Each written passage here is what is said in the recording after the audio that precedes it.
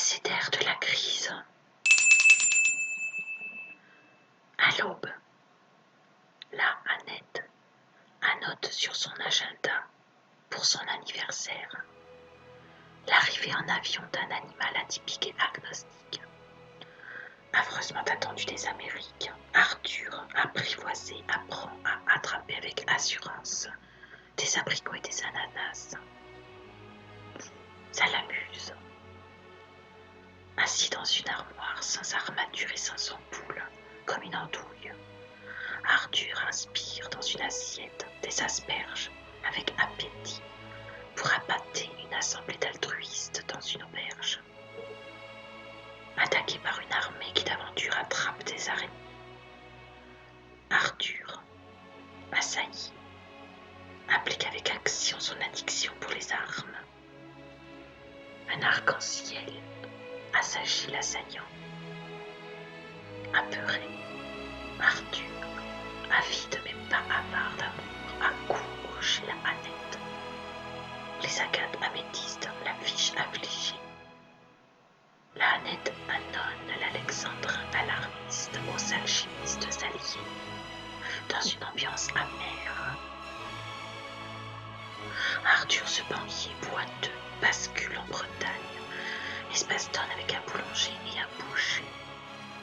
Blanc bonnet et bonnet blanc, barricadés et barbouillés de bleu, boivent de la bière en se balançant sur une bergère dans un bureau à Brest.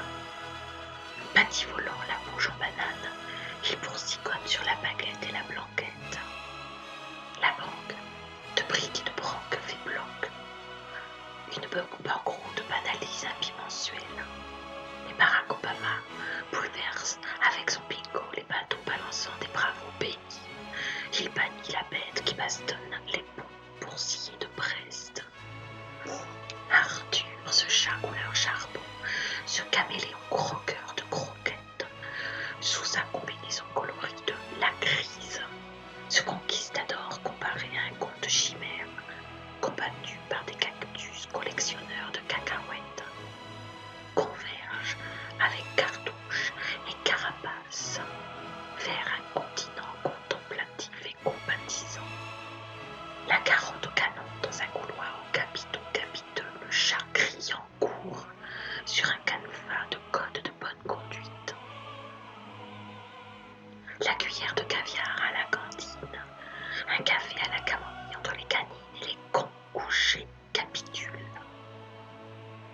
Le chat concentré sur la censure convoite le calendrier en calant sa cigarette comme une cigale de conte bien complaisant.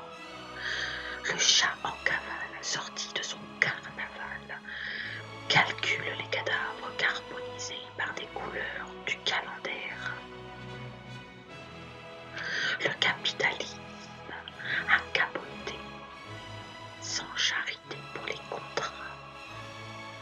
Arthur, ce diable dictateur au doigté dont quichotisme décapite un dentiste défendu par un déjanté et les deux dérangés par les dommages disjoncts.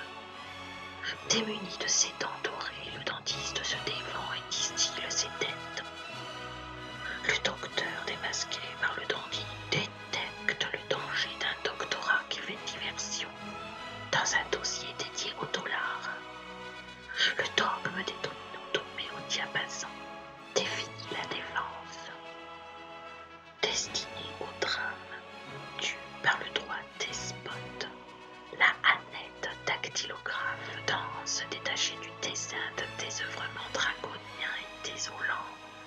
Son dauphin, devenu dirigeant drastique, défie le drapeau démoniaque déchiré en avalant des dragées.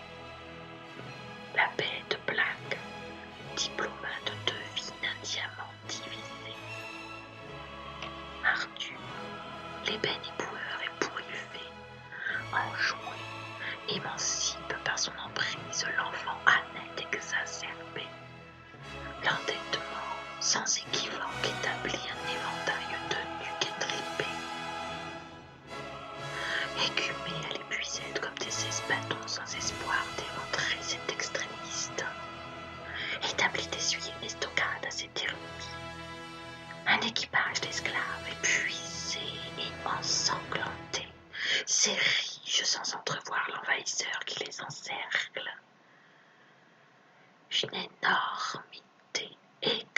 imposante émerge à l'équinoxe.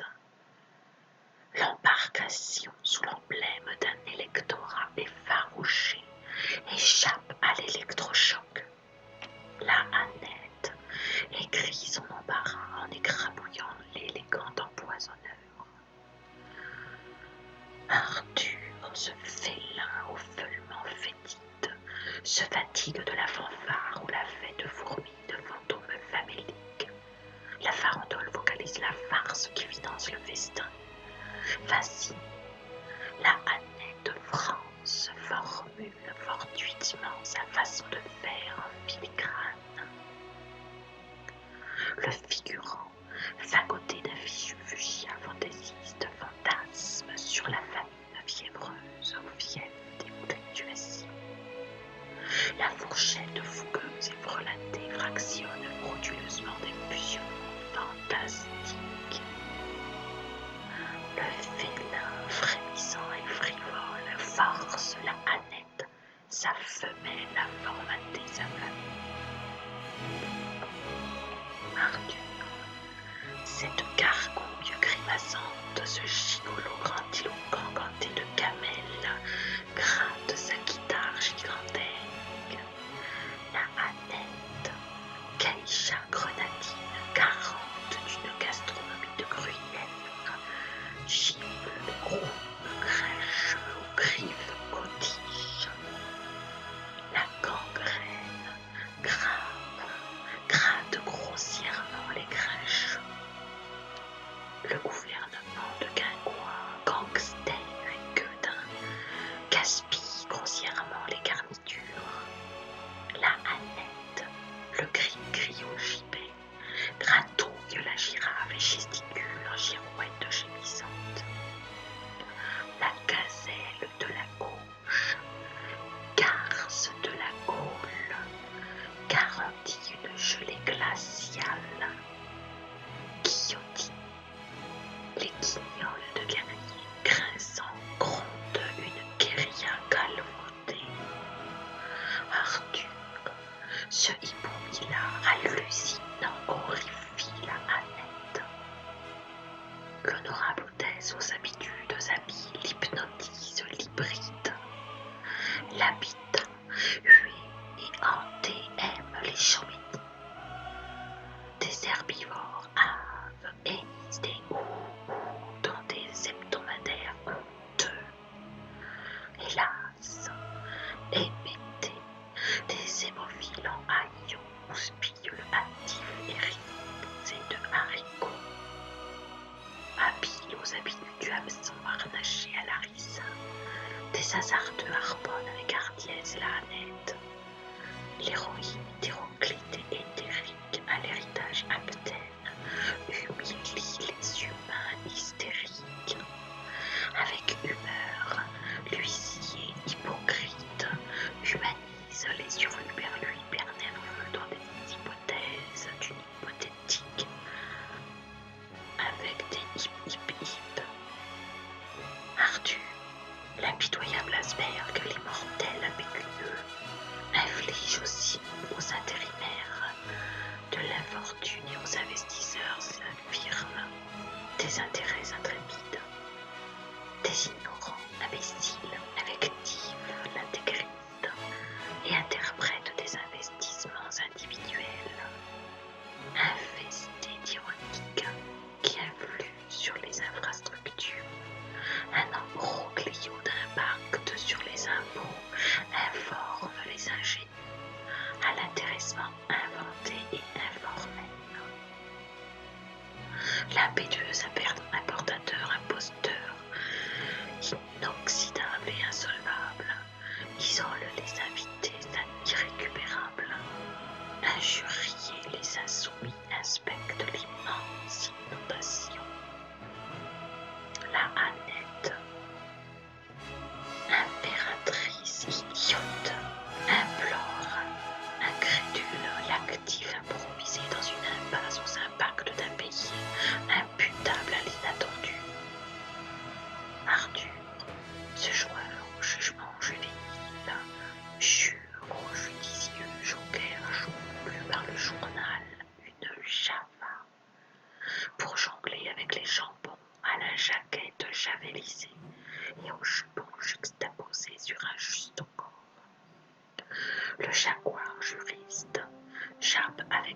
assis devant la charretière de la Annette.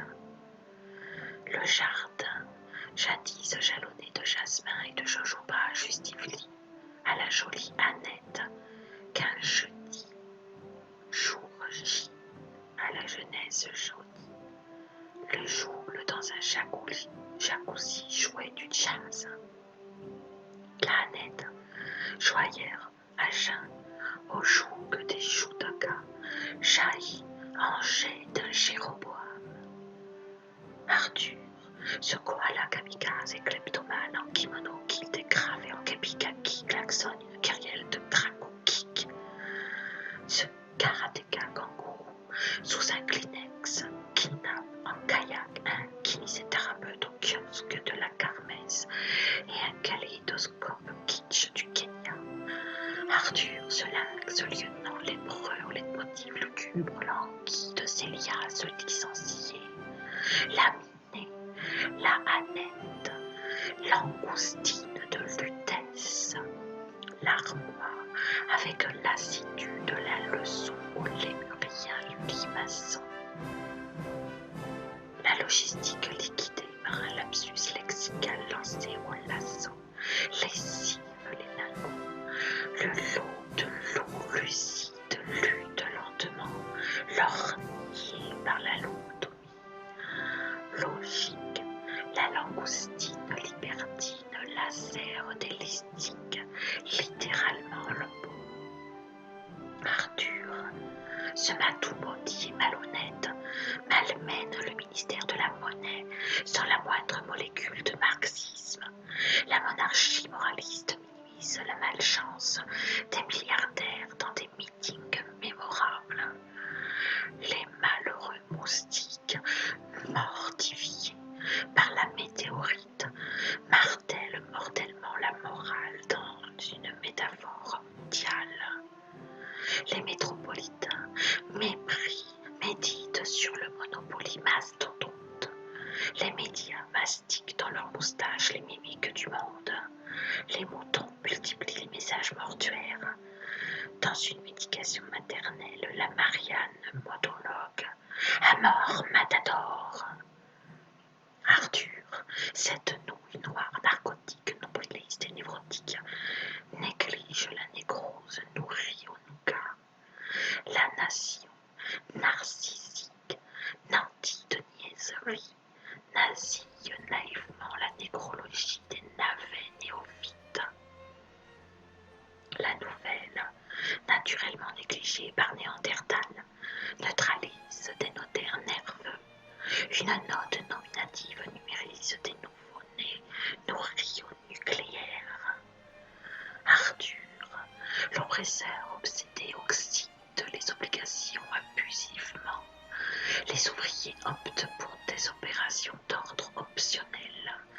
L'oseille obscurantiste, aboutissement d'une occupation orgueilleuse au culte l'obscène. L'Occident opportuniste oblique ouvertement, outre les Ouistiti ostensiblement opposés à l'opinion des optimistes. Arthur, cette panthère pharaonique du Pentagone, psychanalyse les politiciens polichinelles au pénis patronné.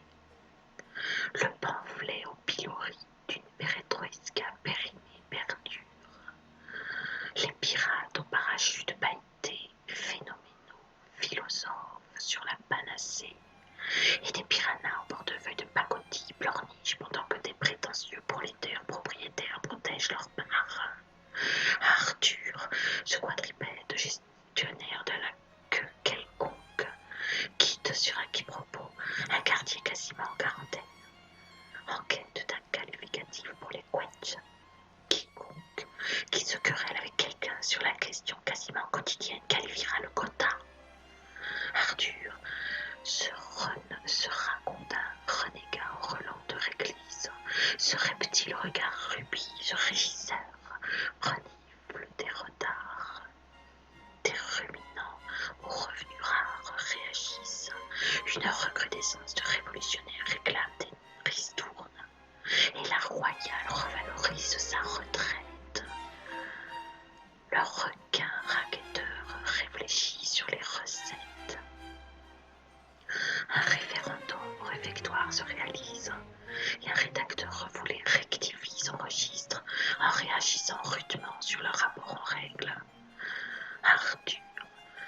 sphinx en smoking de soie, secrétaire sclérosé, slalom sur son skateboard sur la scène de la soif. En scandale, le solde SDF saucissonné au surendettement dans un système savonneux. Les sergents des syndicats sermonnent le spire au scalpel. Des savants stigmatisent le sabotage avec scepticisme. Le sceau sadique sur son sofa sacré sourit secrètement à la synthèse salée. Arthur, ce traiteur téméraire, ce tigre à la tignasse domptant d'une traversée tentaculaire, les traumatisés tiltent sur la thèse tramée à la tribune et talochent le tueur. Sans trêve, on trame une tuerie sur la TVA. La tactique talentueuse à un temps trébuche sur des trahisons. Le tueur au trémolo tracassé trépigne. Les tirelires tergiversent dans de terribles tintamarres de turbulence. La touche du tueur en tête, des tontons tirent à la TNT sans tergiverser. Le tigre termine sa tartine. Arthur, cet usurpateur ubiquiste, au ululement ubuesque, use de son uppercut. L'opinion s'universalise en urgence.